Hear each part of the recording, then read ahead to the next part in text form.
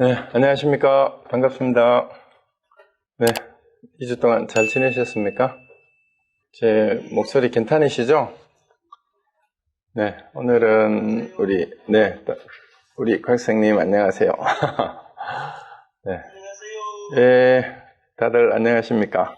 오늘 날씨가 여기도 이제 많이 더워졌습니다.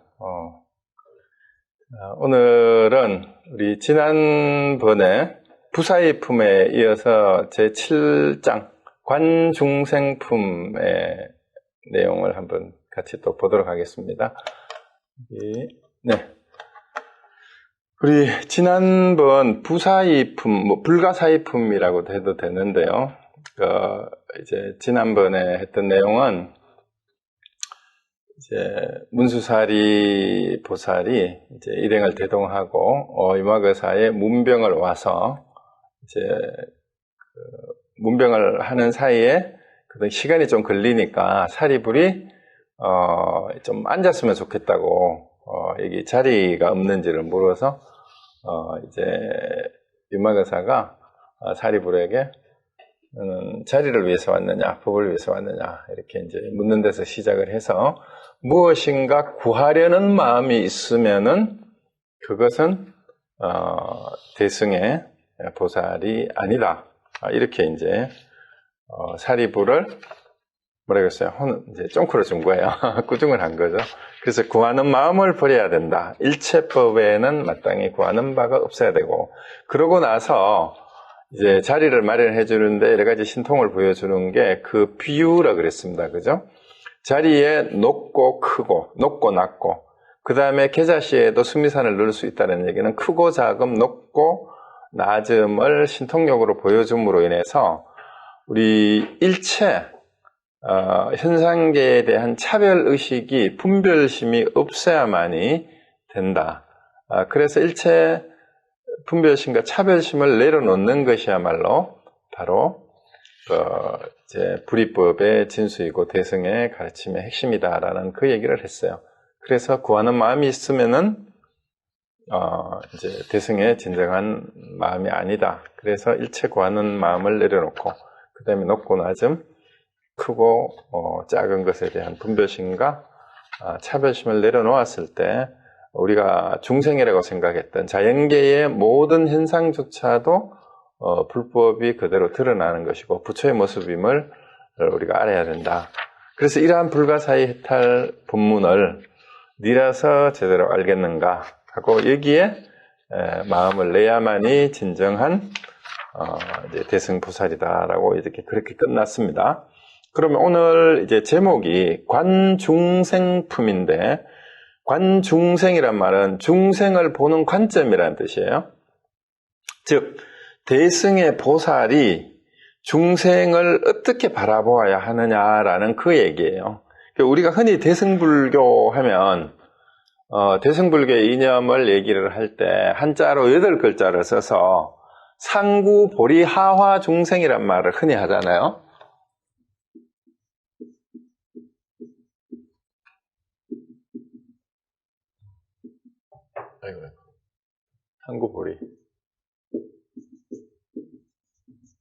상구보리 하화중생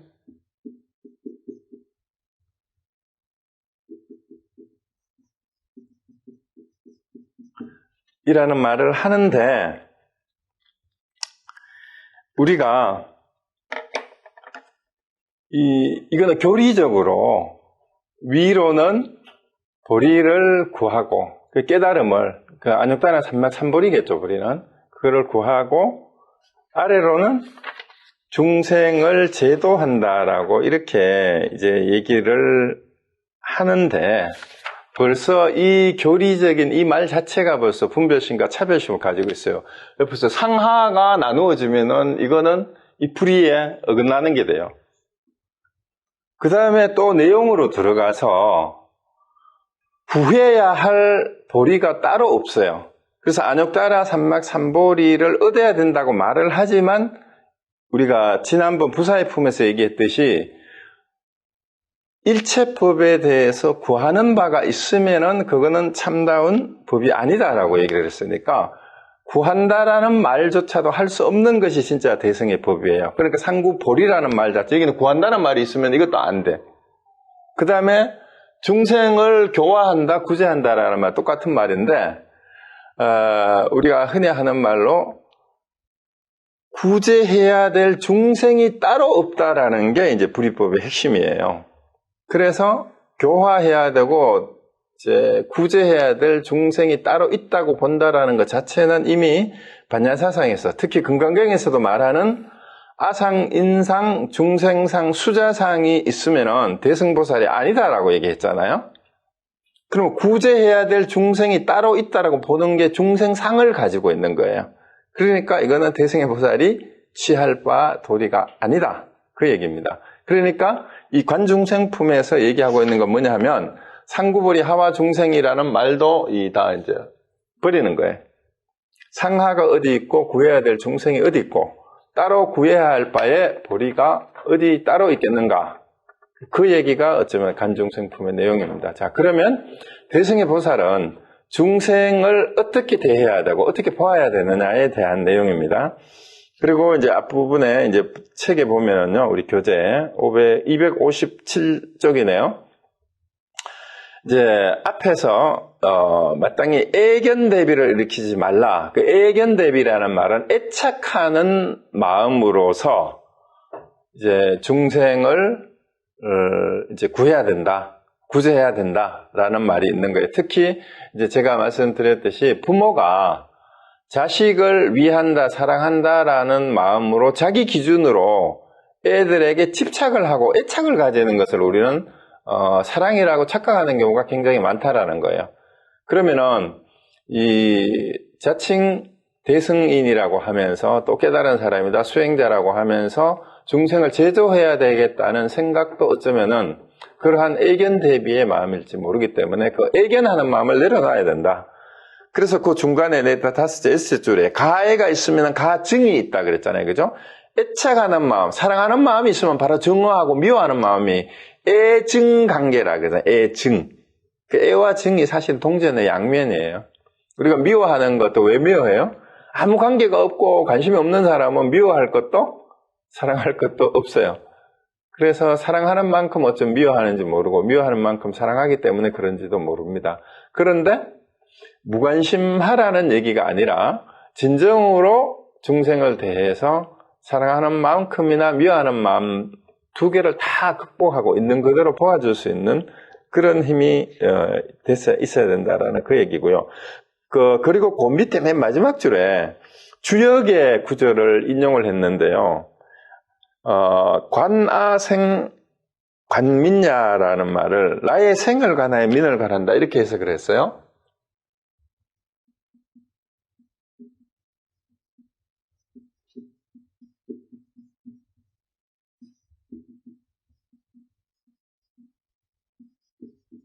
근데 여기서 나의 생, 여기는 아생을 같이 붙여서 해석을 했는데 이거 좀 다르게 해석해도 재밌어요. 그렇게 해도 뭐 틀린 건 아닌데 나를 관하는 것, 관아가 나를 보는 거잖아요. 그죠?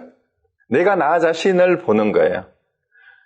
이것이 백성을 보는 눈을 낳는다라고 해석을 해도 돼요. 요 생자를 동사로 해석하면 관아가 관민을 낳는다. 물론 이제 주역에서 여기서 말하는 나는 정치인이나 군자를 얘기를 해요.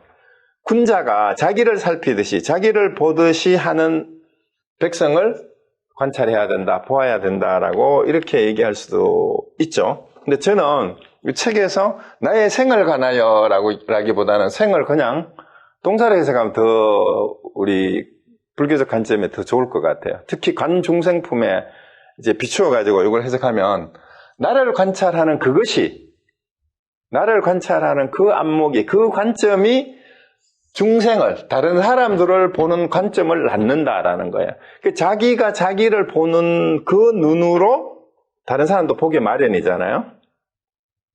내가 나를 어떻게 생각하느냐 하는 것이 그 관점이 결국은 다른 사람을 보는 관점에도 그대로 투영이 될 수도 있습니다. 그래서 관중생품의 가장 밑바탕이 되어야 되는 불교의 기초 교리가 뭐냐 하면 불교의 가장 기본 교리가 부처님이 깨달았다는 게 뭐였어요? 흔히 무와 연기를 깨달았다고 얘기했잖아요. 그러면은 불교에서는 철저하게 무아의 입장에서 모든 것들을 자기를 바라볼 뿐만 아니라 대상을 바라보고 현상을 보고 중생을 보는 것도 그렇게 돼야 돼요. 내가 없기 때문에 중생도 없는 거예요. 중생이 본래 없다라는 말은 그냥 대승불교의 선언이 아니고 기초교리에서 일맥상통해서 흐르는 가장 불교의 기본 관점이에요, 그게.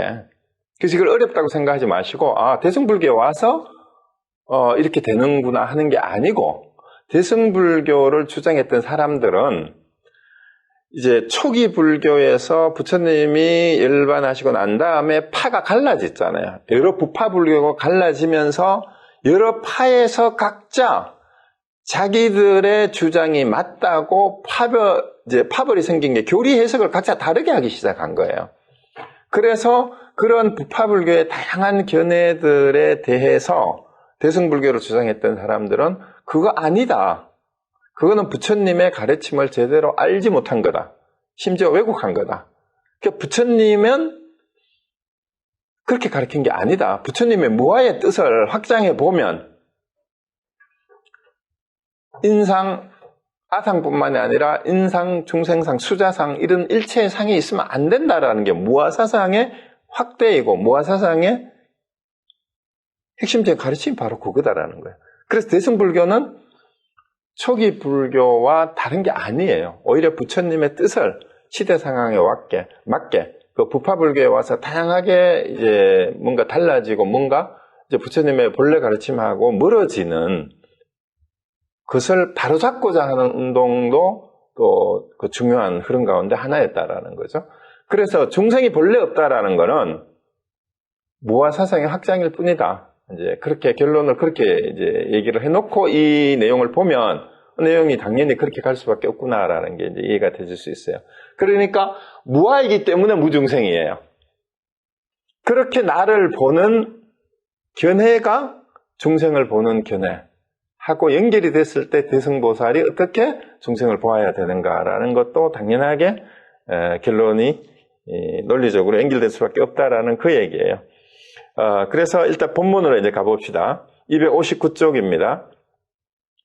그때 문수사리가 유마일에게 말했다. 보살은 어떻게 중생을 관해야 합니까? 이제 그죠? 중생을 어떻게 보아야 됩니까? 이 말이에요. 그러니까 유마일이 이제 그 답변하는 내용을 쭉 한번 보세요. 뭐 한참 길게 얘기했지만 이게 중생은 본래 없다라는 환과 같다. 한마디로 얘기하면은 비유컨대 마치 환사가 만들어내는 환인을 보는 바와 같아서 보살이 중생을 관하는 것도 이와 같습니다. 이제 금강경을 보는 거하고 똑같죠? 금강경에도 비슷한 얘기가 나오잖아요. 마치 지혜 있는 사람이 물속에 달을 보는 것과 같으며 거울 속에 비친 거울을 보는 것과 같으며 이게 전부 다 비유예요.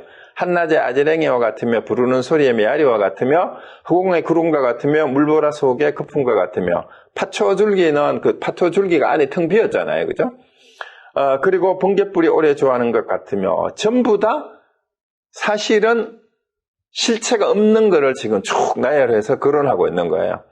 그 다음에 제5대와 같으며 5대라는 말은 없죠. 그죠? 4대만 있잖아요. 그죠? 그 다음에 제6음, 5음은 5온이에요. 5온. 5온을 얘기하는데 6온을 말을 하지 않잖아. 그러니까 5대, 6음, 7, 여기서도 6정만 얘기해요. 불교에서는. 7정이라고는 없어요. 안입이 설신 1을 얘기하는 거죠. 그 다음에 12번 얘기하지만 13입을 얘기하지 않잖아요. 그 다음에 18개를 얘기하지 19개를 얘기하지 않습니다. 그러니까 이게 뭐예요? 5대, 6음, 7정, 13입, 19개라고 말하는 것은 없는 거다. 그런 거는. 그 다음에, 그래서 중생을 그렇게 봐야 된다. 이 말이에요. 중생이라는 건 없는 거다. 그 얘기죠. 그리고 보살이 중생을 관하는 것도 이와 같다. 또한 마치 무색계의 색과. 자, 무색계는 색이 없는 세계인데, 무색계에서 색을 말하면은 그 말이 안 되는 거죠. 그리고 불에 탄 곡식의 싹과 같으며 불탄 곡식은 싹이 없죠. 수다원의 신경과 같으며 수다원은 뭐예요? 이제 소승 사향 사과라 그러죠. 이제 수다원, 사다함, 아나함, 아라함인데 수다원은 이제 몸이 다시 태어나지 않는 몸이 있다고 하는 그런 견해를 버린 사람이 이제 수다원이에요. 그래서 예륙가에 들어간 사람이니까 내가 있다, 내 몸이 있다라는 생각을 벗어나서 이미 성인의 그 반열에 들어간 사람을 수다원이라고 하는데, 이 사람이 수다원이 가지고 있는 신견이니까 이런 건 없어요. 수다원한테 신견이 없는 사람이 수다원이에요. 그 다음에 아나함은 불환 혹은 불례, 이제 그게 뭔 말이냐면 다시 윤회하지 않는다라는 뜻이에요. 그런데 아나함이 태에 들어간다라는 말은, 아나함이라는 말은 더 이상 윤회하지 않고 더 이상 다시 이 세상에 돌아오지 않는다는 뜻에서 불례, 안에 불자하고 올레자를 쓰고, 아니면 돌아오지 않는다, 불한, 그 불한가, 불례가라고 그러는데, 아나함은 더 이상 태에 들지 않는데, 아나함이 태에 든다라고 말하는 것과 같다. 아라한은 이제 더 이상 배울 게 없는 무학이고 삼독심을 버린 사람을 아라한이라 그래요. 탐진치. 그런데 아라한의 삼독과 같으며, 인욕을 성취한 보살은 탐해로서 인욕을 성취한 보살은 탐해가 없는 사람이 인욕을 성취했다고 하는 거예요. 근데 그런 사람이 계를 범하는 것 같으면 이제 다 말이 안 되는 거죠. 부처님의 번뇌습기와 같고, 번뇌습기가 완전히 없는 사람을 부처라 하는데 부처님의 번뇌습기와 같다. 눈머니가 색을 보는 것 같고, 멸진증에 들어가 입식을 내는 것과 같고, 이제 이런 게 없는 게 이제 숨쉬기 하는 그런 건데요. 입식은 멸진증에 들면 일체 그런 게 없습니다. 허공에 남긴 새 발자국이 없죠. 그 다음에 승려의 아이, 이제 승려라는 말은 돌여자는 애를 못 낳잖아요. 그 다음에 화인의 번뇌, 이게 화인은 이제 흑개비죠. 이제 허수아비죠. 그 허수아비가 번뇌가 있을 리가 없죠. 잠에서 깨어나 꿈을 보는 것과 같으며, 그러니까 잠 깬 사람이 꿈은 이미 잠잘 때 꿨던 망상에 불과합니다. 그리고 멸도자는 이제 몸을 버린 사람을 멸도자라 그러잖아요. 멸도자가 몸을 받는 것과 같으면 연기 없는 불과 같고, 보살이 같나니 보살이 중생을 가라는 것도 이와 같습니다. 결국 한마디로 얘기하면은 중생은 본래 없다. 중생을 볼 때 중생이라는 실체가 따로 있다고 중생을 보면은 안 된다. 그거는 중생상이다라는 거예요. 그래서 이렇게 중생을 보면은 안 돼요. 그래서 이게 비유하는 것은 본래 없는 것을 쭉 나열을 했어요. 그래서 본래 없는 것을 나열을 해서 중생을 이와 같이 보아야 된다 하니까 중생은 어때요? 구제해야 될 중생이 본래 없다라고 보아야 된다. 이게 이제 대승보살의 중생에 대한 관점이다라는 얘기를 한마디로 요약하면은 구제해야 될 중생은 본래 없다. 이겁니다. 그 다음에 거기는 뭐 꿈이라는 것도 본래 없는 거를 얘기를 하는 그런 거니까요. 그 다음에 그 261페이지에 그 밀린다 왕문경을 인용을 해가지고 쭉 이제 뭐 꿈 얘기를 하고 있는데, 뭐 거기는 이제 여러분 읽어보시면 되는데, 이거하고 꿈 얘기를 하니까 제가 하나 그 말씀드리고 싶은 게 생각이 났어요. 흔히 몽중일여라는 말을 하잖아요. 몽중일여? 몽중일여? 그런 말 많이 들어봤죠. 꿈속에서도 똑같이 한결같이 여여해야 된다. 근데 이 말을 여러분 어떻게 생각하세요? 근데 어떤 사람들은 깨달음의 기준으로 몽중일여가 돼야 된다, 오매일여가 돼야 된다, 또 뭐예요? 그런 얘기들을 하잖아요. 동정일여가 돼야 된다. 근데 저는 이 말들을 오해하시면 안 돼요. 그 몽중일이라는 말 자체가 어떻게 보면 형용모순이에요. 형용모순이에요. 왜? 앞에서 얘기했죠. 몽은, 꿈은 뭐예요? 꿈은? 실체가 없는 거예요. 실체가 없는 거. 실체가 없는 것하고 같이 같을 게 뭐가 있어요? 그러니까 몽중일이라는 말을 누가 깨달음의 기준으로 내세우는 분들이 있어서 저한테 가끔 질문하는 사람이 있어요. 저보고 몽중일여가 됩니까? 라고 질문하는 사람이 있으면 저는 뭐라고 대답을 하냐 하면은요, 그 질문하는 사람에게 꿈 깨세요 라고 얘기를 합니다. 꿈 깨세요. 그리고 동정일여가 됩니까? 라고 물으면은 몸져 움직였는데 뭐가 일여가 된단 말이에요. 그래요? 그리고 오매일이라는 말도 마찬가지예요. 오매일이라도 아직도 자고 있냐라고 저는 되돌려 줄 뿐입니다. 그래서 몽중일여라는 말 자체가 몽중이란 말하고 일이라는 말이 이걸 꾸며주면 이게 행령모순이에요. 행령모순. 그 말도 안 되는 말이니까 저런 말에 끄달리지 마십시오.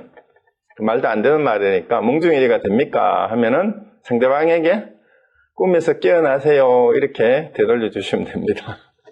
네. 무슨 뜻인지 아셔야 돼요. 몽중일여가 됩니까? 라고 질문하는 사람이 꿈꾸고 있는 거예요. 꿈이 뭐예요? 꿈이 잠잘 때만 꾸는 게 아니라 우리의 쓸데없는 망상이 꿈이에요. 그렇죠? 그래서 몽중일여가 됩니까? 라고 묻는 사람한테는 꿈 깨세요 라고 돌려주고 그런 거는 본래 없다라고 얘기하면 됩니다. 그게 우리 유마경의 가르침이에요. 자, 다시 본문 한번 봅시다. 262페이지. 자, 그러면 중생을 그렇게 봐야 된다면 이제 문수사리가 질문을 합니다.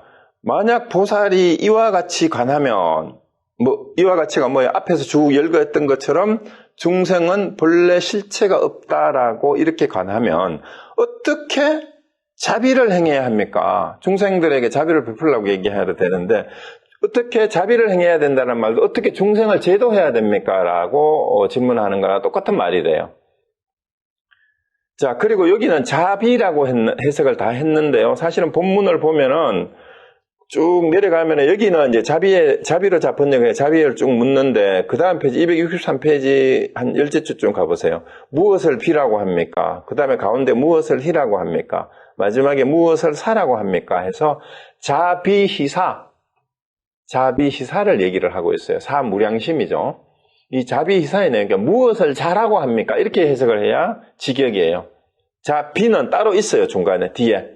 그러니까 무엇을 잘하고 해야 됩니까? 이렇게 해야 됩니다. 그러니까 자비가 다르다 했죠. 자는 사랑하는 마음이에요. 그 자체로. 그리고 비는 뭐라고 했어요? 다른 사람의 고통과 슬픔과 괴로움을 함께 하려는 마음이 비고, 이제 자는 사람을 그냥 기쁘게 해주는 거예요. 기쁘게 해주는 거. 사랑하는 마음, 기쁘게 해주는 마음이. 그게 자입니다. 자, 그래서, 일단은 자비라고 번역을 했는데, 어떻게 이제 보살이 중생을 실체가 없다고 본다면, 구제해야 될 중생이 본래 없다고 본다면, 어떻게 그럼 자비희사를 행해야 됩니까? 라고 이 네 개가 다 그런 거예요. 자는 어떻게 해야 됩니까? 하니까 유마일이 쭉 또 나열을 했어요. 이 나열하는 거는 하나하나 다 일일이 그 해설을 하지 않아도 다 똑같은 여러 가지 다른 교리를 가지고 와서 이게 다 한 가지다라고 그냥 얘기하고 있는 거예요. 그러니까 보살이 이와 같이 관하고, 이와 같이는 앞에서 얘기한 것처럼 중생은 실체가 없다.